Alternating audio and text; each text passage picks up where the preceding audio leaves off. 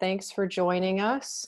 I think first of all, let's just start with how is the process working and what are the procedures that you guys have in place to move forward with closings? Lisa, do you want So I'm sorry, did Go I ahead. interrupt? Nope. So far, I think in the beginning, which seems to me like ages ago, it was moving pretty fast, and we were making decisions minute by minute.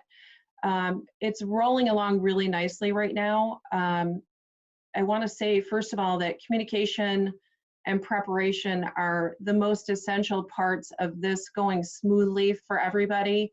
And like I mentioned to some of you earlier, this is where everything happens. This is where everybody gets paid, and where someone gets a new house, and where the seller gets their money and walks away to get their new house, and where we all get our referrals.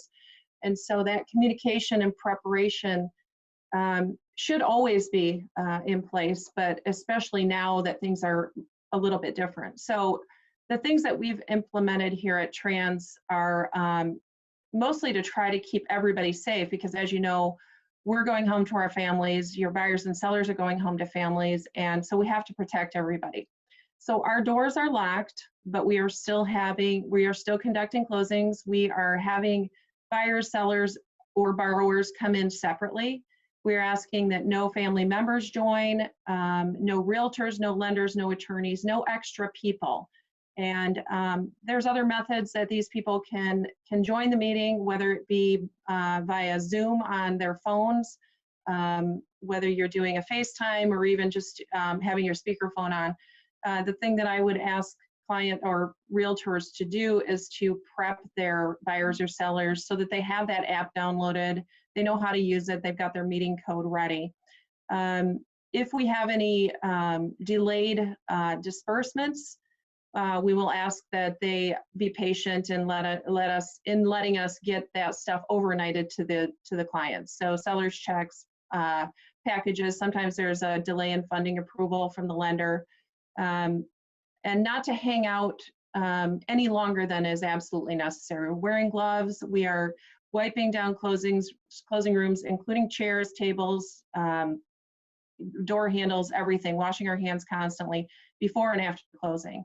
We are able to accommodate curbside, and I'll let Robin go into that more because it sounds like we're doing mostly everything the same at the title companies. So Robin, do you want to explain how the mobile process and curbside processes are working right now? Absolutely. Can everybody hear me okay? Yep. Okay. The first option that we have is a curbside closing or a drive-up closing. Everybody's calling it something a little bit different. But what happens is we have the customer park in the parking lot, and then they call the office. Title agent is actually running the package down to the car. They're taking a picture of the ID and verifying identity at that time. It'll be on a clipboard along with pens, and they will be able to conduct their closing and execute all the documents that are previously highlighted for them. Once they are completed with all their signatures, they will call the office. Somebody from the office will come back down. They will take the package back up to the office. They will verify that all signatures are complete. If anything missing, obviously they're going to come back down. If it is okay, then they're going to call the customer and say that it's okay for them to leave the parking lot. That is an option. That is for more people that are experienced or maybe had a previous mortgage. They may not have many questions unless they have a setup again with the Zoom or FaceTime with their loan officer to where they can ask questions. So there's an option to call the title company to ask questions as well, but it works better if the loan officer or whomever would be on the phone with them just in case. The lender package is usually more intrusive than our title documents. So we would like that help on that side. The other options are mobile notaries. We do have mobile notaries from all over the state of Michigan that could go to customers' homes, that could go meet the customer anywhere. Some are uncomfortable with having people in their home. Some are just fine with it. I've set up a lot of mobile closings at people's houses lately. But again, to reiterate, we are not expecting additional people such as family members, agents, loan officers actually attending the closings. Buyer and seller are in separate rooms if they come at the same time. If not, they are staggered. We are actually trying to implement 15 to 20 to half an hour, minute window in between closings to make sure that we are sanitizing properly, that pens are either taken with them or they're disposed of. Those type of things are being done same as what was mentioned before, and if everything is sanitized and the doors are locked, you do have to announce yourself, you do have to call the office. We're taking all precautions, trying to make sure that everybody stays healthy. Okay, great. Can you explain what you think would be beneficial for agents to be doing? Like, what are the timelines that we're working on? What is the best thing that they could be doing at this time to get their clients ready for these closings? Go ahead, Kim. We'll start with you, Kim. You know, honestly, most folks want to close at the time that they've got the lender approval. And if that's the case, you know,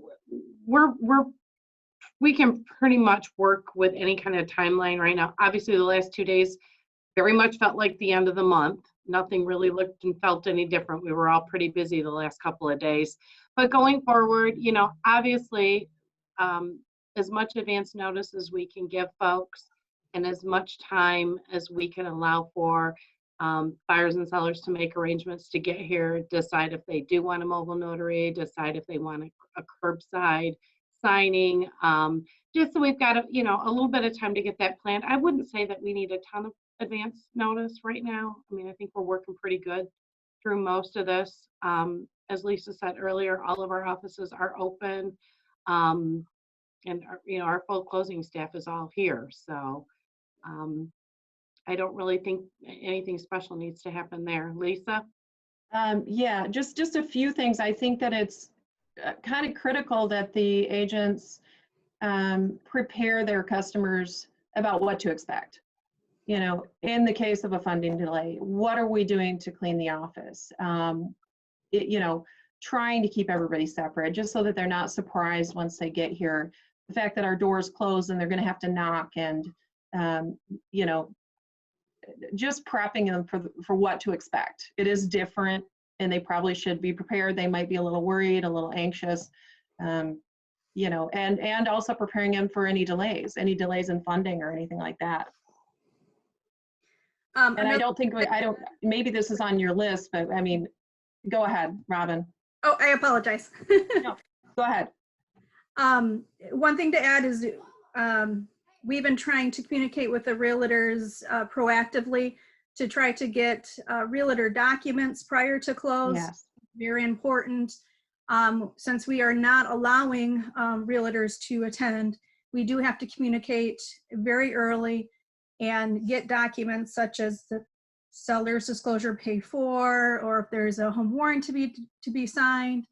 We do have to make sure that they're in our file and ready to go. We do not want those late coming or having someone call and try to email that during the closing. Obviously, that can put some wrenches into what we're trying to do with separation of the individuals, or doing the curbside, you know, running documents in and out of the facility is not the best. So a lot of the documents that are required to be reestablished and re-signed at the closing table are already done and executed and prepared way beforehand. So if you get it to us a week or 2 weeks in advance and we have that in our file, we'll just mark it to be signed at closing and flagged. That way we already have everything down and ready for you guys to go.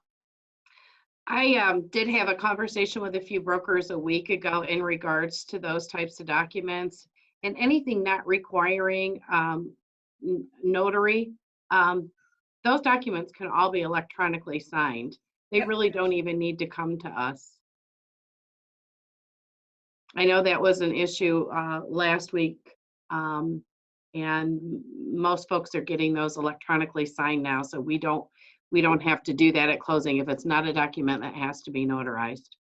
Well, and on that note, yeah, it's less paperwork that goes from realtor to closer to buyer seller and back. Less hands touch, the better. So again, going back to communication and preparation, if there's unsigned docs, you know, and you can get them e-signed, we don't, I don't know that we have the capability, maybe I'm misspeaking here, but it's better to do it beforehand. Yeah, there's some, you know, we can DocuSign and whatnot, but technically we're letting the brokers and the agents handle those types of things. At least a few of the brokers I've talked to, that's how they're handling it. And all of our agents and brokers have transaction desk that allows for Authentisign too, so they can be using that as well if they're already documents that are loaded in there, or the brokers can load those documents and agents can load those documents themselves and have them sent off and Authentisign too. So what should agents be prepping their clients for? What should they be telling them that this is how this is going to be different, or be prepared? I know, Lisa, earlier this morning when we were chatting, you talked about some delays in funding approval. And what should agents be telling their clients about some of these issues that you're running into? Well, just that if it happens, it's just a minor delay. I think people get nervous when things don't just close right there on the spot, when there's a funding delay. I think that they just have to be prepared that not everybody, but those that can work from home are. So there might be, you know, it's not that the money's not sitting in our account, but some lenders require that we scan over some of the closing docs for their review. And then they give us what they call like a funding number, and then we're allowed to disperse the funds. So that's kind of how that works. And not to be nervous if that happens. They're certainly going to get their money. It might be on their doorstep the next day, but and on that note, I mean, we need to stress very, very strongly that wire fraud, as often as we can not wire, the better. And we have procedures in place where we are not going to wire unless we have them standing in front of us filling out a form. I mean, people have made away with millions of dollars by impersonating a realtor at a title company in an email. And it's just, we've got to get back to the fact that people might have to wait a couple days. I mean, it's not that we won't do it, but we do have procedures in place. So they need to be warned right now, especially because they're taking advantage of this situation that's happening. And so yeah, prep them for that too. Delays are fine. They're just gonna have to wait maybe till the next morning for their checks in these circumstances. Robin, do you have anything to add to that about wire fraud or some of the procedures that you would recommend? Absolutely. We have the same procedure as well, filling out a seller proceeds disbursement page at table. So something that the agents can prepare is not only that they have to bring their ID, but they do have to bring their wiring instructions if that's something they choose to do. Or again, understanding that the check would probably be overnighted that next day. We have a question that came through, if you guys want to address that. So the question is, how can EMD be delivered to a different title company? Kim, you want? I can take that one.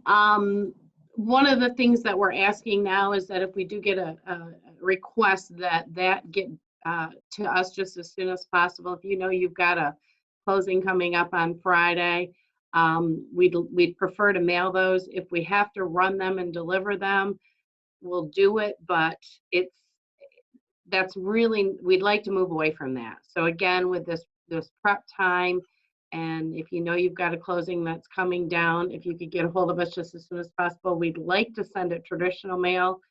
FedEx and UPS are not guaranteeing priority and overnight deliveries right now. So, you know, the sooner we know that a check's got to be mailed out, in most cases it's going here locally, we shouldn't have a problem, but we need lead time on those. Well, that goes the same for EMDs that are being dropped off. They can be slid under the door. We prefer not to have the agent in. They can be mailed. Yeah, You know, whatever method we've got some drop boxes at some of our offices that can be utilized as well. But we do seem to have a lot of people hand carrying those EMDs in, and a lot of them coming to the door asking to pick up their checks. And it really shouldn't be happening. Right. That was something that we talked about this morning as well, that we need to keep reiterating that the executive order was fairly clear that agents are not allowed to leave their homes to do their jobs. So if you have to leave your home to do something, you need to figure out a different way around it. That would include stopping at the title companies to pick up a check. That would include dropping the EMDs off. I'm not really sure how you would get those to begin with, since you're not supposed to leave your house. So mailing those would be appropriate. Is that the response that I'm hearing from you guys? Yes. Obviously, that's our preferred method, because anytime we have to leave the office is less time that, you know, we can be in the closing room. So, Or being yeah. exposed. Absolutely. So the other thing that we talked about this morning, and anybody who was on yesterday, we kind of went through how to do like a Zoom with your client. And would you guys recommend that agents Zoom or FaceTime with their clients during closing so that they can participate virtually? Would that be a helpful suggestion? I think so. I think it'd be phenomenal. Yeah. It's working out great. Look how we're all doing this now. So absolutely. I think it just needs, you know, people seem to have a little bit of a learning curve on getting hooked up. So if you just want to do a mini tutorial, you know, over the phone with them so they can get it going, show them how it works. I think it's great. We have seen quite a few people doing a phone call with their agent, doing a Mhm. FaceTime call with their agent. And it's worked out good. I know the buyers and the sellers feel a little bit comfortable knowing they've got somebody on the other end of the line there that can help them and maybe not feel so alone during their closing. It certainly is not as personal as it used to be, and it doesn't feel real good. But if you've got, you know, the ability to get on the phone or FaceTime with your buyer or seller, it really does kind of help the situation. It does. And it helps, I think, with anxiety too, with the buyer and seller. And Well, and I please, think just like edit- everything, our agents are learning how to pivot. Mhm. And those face-to-face meetings are now computer to computer or phone to phone, and that's fine. I think if the agent can still be involved, it still keeps them at the forefront of the transaction, and they're still needed, whether they can sit in the room with their client or not. I think that the important thing is that they understand that they're still needed in this process, and you have to figure out a way to make sure that you're still able to offer those services. Zoom you can do on your phone, and you can have a free account. The one thing that I would recommend that you understand that it's limited to 40 minutes if you have a free Zoom account. And I think Lisa made a good point to make sure that your client knows how to use the technology before you go into the closing, so that you're not adding one more stress point in that closing. I'm sorry, Robin, you started to say something and I cut you off. no, that's okay. I was just going to add that we are more than happy to send attorney packages to people, which attorney package, what that means is the entire lender package and our title documents as well. Everything that we do have. I know time is in essence, and everybody is working really hard to make deadlines right now. There's a lot of people working from home. It is a little bit difficult to, more difficult, excuse me, to work up a package from home. I'm currently working from home, and it does take, I have noticed it takes me a little bit longer to address everybody, put packages together, because I can't print and easily scan in. Everything is saving PDFs and making sure Word documents are appropriate, those type of things. But to also to have the customers more comfortable with what they're signing, they can actually ask for the package prior to closing. That way they can review it. Mhm. Great, those are good suggestions. We have a couple questions that have come in. First, can you take the EMD out of the commission and then mail a check to the brokerage made out to the brokerage? Sure. Yes. Yeah, we've done that. Yep. But it's not a That's a- regular thing. So it is, if we were going to start doing that, if we could be consistent in having people ask in advance, that way Yes. we cut the checks appropriately. Thank you. And the next question, are curbside closers staying near the car to explain to the folks what they're signing, like they explained it at the table? They can call, we can certainly do any sort of Zoom meeting. We can explain them over the, well, that's kind of hard. Kim, what are you thinking? We've been, we've done quite a few in the last couple weeks. We've given them our phone number. We've asked them to give us a call. We can explain things if need be. I'm going to be honest with you. The people that are in the car are the people that don't want to be out, so they're wanting to get it signed and out fast. So it really hasn't been an issue. This would be the perfect time for the agent and or the lender to be on the phone though, because typically those are the questions that they may have. Even though we've offered, we're finding that most folks that want to do curbside really don't want to be out as it is anyway, so they're gonna move pretty quick. But knowing that they've got maybe their agent or their lender on the other end would be helpful. Even though we do provide our phone number, we haven't really had too many people calling in. They just call to tell us they're done. So I think that you're right. I think that would be the perfect example of why it's important as the agent to still be in the middle of the transaction and to try and set up those Zoom calls or FaceTime calls so that you can be there for your clients and they don't feel abandoned, and you as the agent don't feel like you don't get to complete the transaction too. Amanda, are there any other questions? That's it for now. Thanks. I think it's worth mentioning that we're trying, our company, and I think Robin's probably too, we're trying to get people set up for remote online notary.